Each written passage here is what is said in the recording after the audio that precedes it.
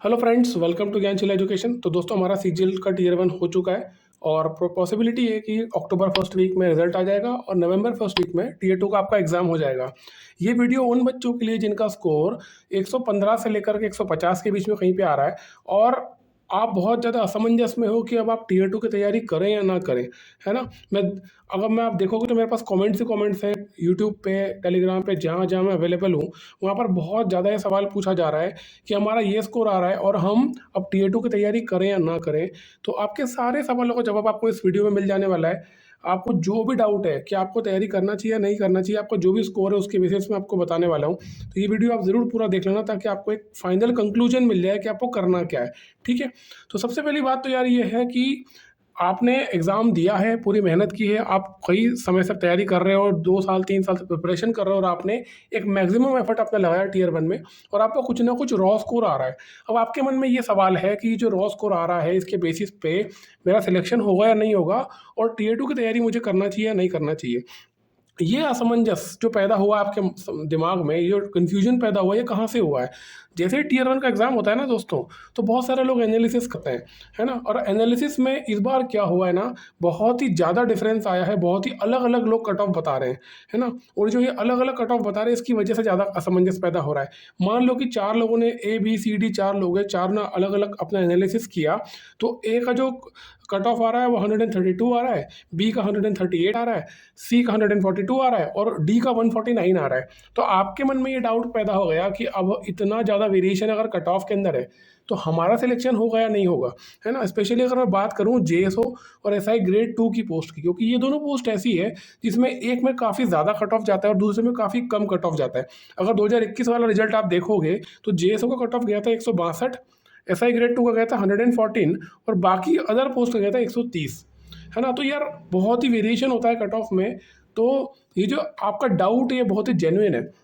लेकिन दोस्तों मैं आपको एक बात बताता हूँ, जितने लोगों ने एनालिसिस किया हुआ है वो हवा में किया हुआ है, क्योंकि अभी एसएससी ने अपनी वैकेंसी डिक्लेयर नहीं की है। फाइनल वैकेंसी अभी नहीं आई है, टेंटेटिव वैकेंसी है 7500।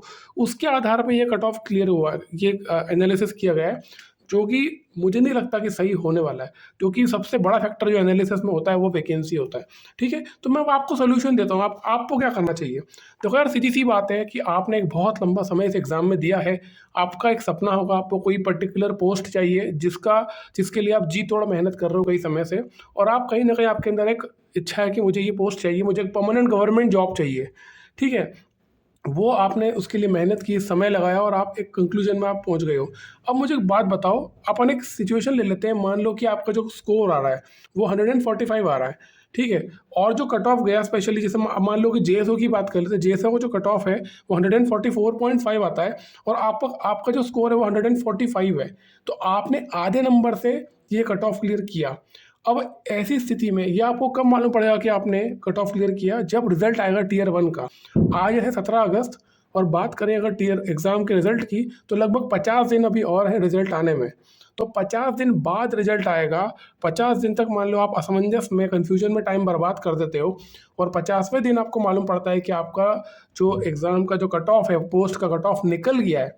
तो उसके बाद में आपके पास में मुश्किल से 1 महीना बचेगा तैयारी करने के लिए, जिसमें आपको क्वांट, रीजनिंग, जीए, इंग्लिश, कंप्यूटर, टाइपिंग, ये 6 चीज़ तो कंपल्सरी पढ़ना ही पढ़ना है। इसके अलावा आपको स्टैटिस्टिक्स भी पढ़ना पड़ेगा। तो दोस्तों, उस समय में प्रॉब्लम पता है क्या होने वाली है कि आपके पास में टाइम ही नहीं रहेगा कि आप एक अच्छी तैयारी कर सको। तो मेरी सलाह आपको यही है फ्रेंड्स कि आप ये सब छोड़ दो, कौन क्या बोल रहा है। अगर आपके पास में टाइम रहेगा, देखिए एसएससी, सीजीएल की तैयारी वैसे भी क्या होती है, शुरुआत अगर आप करेंगे तो हमेशा आपको टियर 2 से ही करना चाहिए। तो सबसे बढ़िया तरीका ये है कि आप इस बार का जो टियर 2 है, इसमें जी जान लगा के मेहनत करो। अगर इन केस आपका कट ऑफ क्लियर होता है तो डेफिनेट सी बात है, आपको उसका एडवांटेज मिल ही जाएगा। और मान लो कि नहीं भी होता है, तो ये जो टियर 2 की प्रिपरेशन है आपकी वेस्ट नहीं जाने वाली, इसका बेनिफिट आपको अगले साल टियर 1 में ज़रूर मिलने वाला है, ठीक है? लेकिन ये सोच लेना कि इसका एनालिसिस ये बता रहा है, उसका एनालिसिस ये बता रहा है, सबके एनालिसिस में अलग-अलग नंबर आ रहे हैं और हम उस चक्कर में टाइम बर्बाद कर रहे हैं, हम पढ़ ही नहीं रहे हैं, हम समय बर्बाद कर रहे हैं। मैं आपको बता सकता हूँ फ्रेंड्स, पिछले कई सालों में जो प्रीवियस ईयर में अपने कई सारे बच्चे सेलेक्ट हुए हैं, उन्होंने ये एक चीज़ एक्सपीरियंस की है कि उन्होंने अपना नुकसान इसी प्रकार से किया है। उन्होंने सोचा कि हमारा कट ऑफ क्लियर नहीं होगा, कट ऑफ तो बहुत हाई जाता है। किसी के एनालिसिस के आधार पर उन्होंने डिसीजन ले लिया और जब रिजल्ट आया तो उनका नंबर 1 नंबर 2 नंबर से कट ऑफ क्लियर हो गया। लेकिन जब उनको ये पता चला कि कट ऑफ क्लियर हुआ है, तब तक बहुत देर हो गई थी।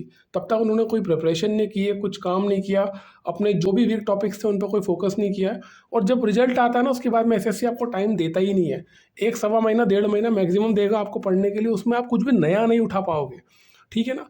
तो कई बच्चे ऐसे हैं जो अभी से पढ़ रहे हैं, उनको उनके बहुत कम नंबर आ रहे हैं, उसके बावजूद वो पढ़ाई कर रहे हैं, क्योंकि उनका ये मानना है कि सर कोई दिक्कत नहीं, हमको अगर नंबर कम भी आ रहे हैं, हमारा अगर एग्ज़ाम में क्लियर नहीं भी होता है, तो हमको ये प्रिपरेशन नेक्स्ट ईयर काम आ जाएगी, ठीक है ना? क्योंकि मेहनत कभी बेकार नहीं जाती है।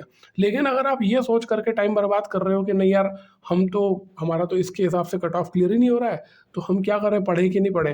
तो ये आप अपना ही समय बर्बाद कर रहे हो, अपना जीवन बर्बाद कर रहे हो। छोटे-छोटे एफर्ट्स, छोटी-छोटी मेहनत जीवन में कहाँ आपको काम आएगी ना, आप सोच नहीं सकते हो। तो मेरी सलाह आपको यही है फ्रेंड्स, कि आप चुपचाप पढ़ाई स्टार्ट कर दो। जो भी हो रहा है, जैसा भी हो रहा है, जो भी आपके नंबर आए हैं वो अतीत है। आपने एग्ज़ाम दे दिया है, उसमें अब आप कुछ नहीं कर सकते, तो उसको भूल जाओ और फ़ोकस करो अभी पे, कि अभी आप क्या कर सकते हो, ठीक है? और जैसा कि आपको पता ही है, जो अपना स्टैटिस्टिक्स वाला कोर्स है, जो जे जेएस के लिए और एसआई ग्रेड 2 दोनों पोस्ट के लिए एक ही कॉमन पेपर होता है। तो उसके लिए, कोर्स के लिए जो कूपन कोड था वो अभी आज के लिए वैलिड है, 17 अगस्त मैंने आपको बताया ही था, तो आज लास्ट डेट है। तो अगर आपने एनरोल नहीं किया है तो कर सकते हो। इस कोर्स की जो प्राइस दोस्तों आपको पड़ेगी ना फाइनली, जब कूपन कोड लगाने के बाद भी, तो वो इतनी कम है कि आपकी जब जॉब लग जाएगी ना, उसके आधे दिन की सैलरी से भी कम है, ठीक है? 1 दिन की सैलरी भी नहीं जा रही है, आधे दिन की सैलरी से भी कम में आपको ये पूरा कंप्लीट कोर्स अवेलेबल हो रहा है, ठीक है? तो यार ये मत सोचो कि अब एग्ज़ाम में मेरा कट ऑफ नहीं क्लियर हुआ तो मेरा ये वेस्ट हो जाएगा पैसा, कुछ नहीं होता, कोई दिक्कत नहीं है। अगर आप थोड़ी-सी भी रिस्क लेना की हिम्मत रखते हो, थोड़ी-सी भी रिस्क लेना जानते हो ना, तो आप लाइफ़ में सक्सेसफुल हो सकते हो, ठीक है? तो अगर आपको लगता है तो प्रिपरेशन स्टार्ट कर दो, एनरोल कर लो।